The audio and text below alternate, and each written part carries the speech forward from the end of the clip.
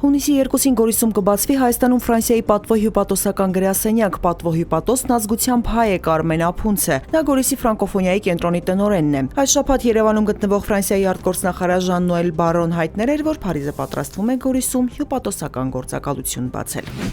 Չի հայտարարվել, որ Սյունիքում Ռուսաստանի հյուպատոսություն է բացվելու, նշում է Անվտանգության խորհրդի քարտուղար Արմեն Գրիգորյանը։ Ըստ նրա ասվել է, քննարկվում է եւ հարցը քննարկվել է։ Երևան այցելած Ռուսաստանի արտգործնախարար Սերգեյ Լավրովն էր հայտարարել, որ Կապանում ռուսական հյուպատոսություն բացելու ուղղությամբ նախապատրաստական աշխատանքներ են տարվում։ 2023 թվականին էլ արտգործնախարարության մամուլի խոսնականի բադալյանը Factor TV-ի հարցինի պատասխան ասել էր, որ հայկական կողմը դրական է արձագանքել Կապանում Ռուսաստանի հյուպատոսություն բացելու առաջարկին եւ դեռևս ապրիլին համաձայնության մասին հայտնել է ռուսական կողմին։ Մամուլում սակայն հրապարակումներ կան, որ նույնիսկ Լավրովի այցը Հայաստան չի լուծել հյուպատոսություն բացելու հարցը։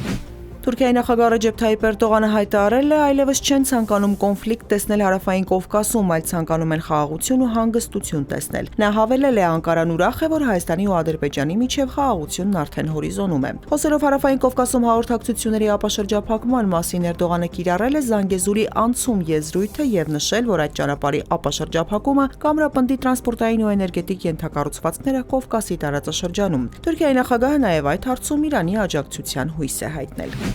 Երևանի քաղաքապետ Տիգրան Ավինյանի հայրը Արմեն Ավինյանը իր դեմ հայցով երկրորդ դատական նիստին նույնպես չէր ներկայացել, փոխարենը դատարան է գնացել նրա փաստաբան Մուշեղ Առաքելյանը։ Վերջինը սակայն դատավորից 2 շաբաթ ժամանակ է խնդրել գործին ծանոթանալու համար, ասել է շաբաթվա սկզբին է հայտնի դարձել, որ ինքն է ներկայացնելու Արմեն Ավինյանի շահերը եւ չի հասցրել ծանոթանալ փաստաթղթերին։ Ավինյան ավագի դեմ հայց է ներկայացրել Ավագանու Մայր Հայաստան խմբակցության անդամ Գրիգորի Սկանդարյանը, Օպելի վարորդներին համբալ անվանելու համար։ Քաղավիացիայի գլխավոր վարչության նախկին պետ Արտյոմ Մովսեսյանը եւ նրա հետ փոխկապակցված 9 անձ վաղը հրավիրվել են գլխավոր դատախազության ապօրինի ծագում ունեցող գույքի բռնագանձման գործերով վարչություն։ 2 շաբաթ առաջ քննչական կոմիտեն հաղորդագրություն էր տարածել, ըստ որի Մովսեսյանը պետությանը պատճառել է շուրջ 274 միլիոն դրամի վնաս։ Ըստ հաղորդագրության նա 1 թռիչքային ժամը 218.900 դրամով օդանավի վարձակալության պայմանագիր է կնքել մի ընկերության հետ, որի կողմից ներմուծվող օդանավը ակնհայտորեն չի համապատասխանել ուսումնական թռիչքների համար սահմանված ավիացիոն միջազգային չափանիշներին, տեխնիկական բնութագրին եւ չի ունեցել շահագործման վկայական։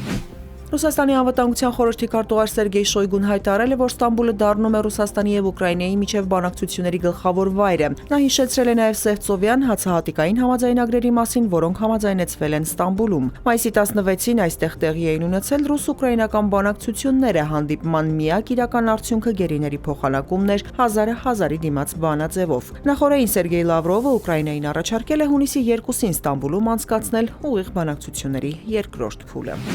Իսրայելի եւ Համասի միջև Գազայի հատվածում ճգնաժամը լուծելու վերաբերյալ ԱՄՆ-ի մշակած նոր համաձայնագիրը նախատեսում է Գազայում 60-օրյա հրադադար եւ 10 պատանդի արձակում, ինչպես նաեւ 18 զոհված պատանդի մարմինների վերադարձ։ Բացի այդ ծրագրի համաձայն ՄԱԿ-ը կվերսկսի հումանիտար օգնության մատակարարումը պաղեստինցիներին։ Միաժամանակ փաստաթղթի տեքստը չի պարունակում Իսրայելի կողմից պատերազմը դադարեցնելու խոստում։ Ավելի վաղ հաղորդվել էր, որ Համասը համաձայնել է այս պայմաններին, սպասում է իսրայելական կողմի պատասխանին։